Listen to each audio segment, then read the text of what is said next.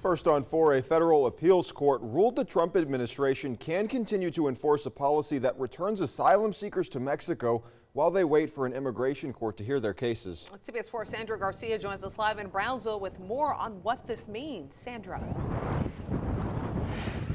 The Remain in Mexico program was announced back in December for migrants entering through ports of entry just like this one, beginning in San Diego and expanding only as far south as El Paso so far.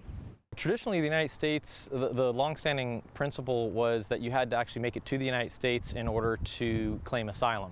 In an attempt to crack down on asylum cases, the way the system works may not be as simple as surrendering at a port of entry anymore. They'll sit there for weeks on that bridge and never be called. And meanwhile, the people with papers are allowed to cross and be inspected.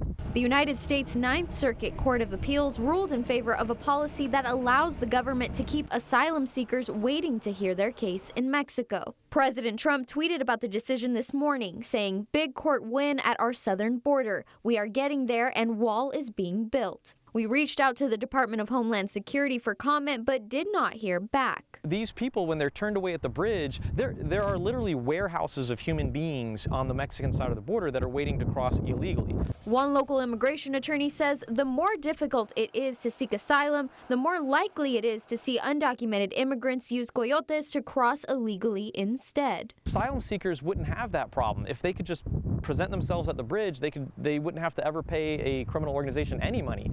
If the Remain in Mexico policy were to continue, shelters in the border country would continue to reach capacity and represents a major break from what has permitted people for years to enter the U.S. legally. Do you trust them that they are going to make an easier process? Now, we've yet to see this policy enforced in the Rio Grande Valley, though the decision could reach the Supreme Court. Live in Brownsville with complete Valley coverage, Sandra Garcia, CBS 4 Valley at 5.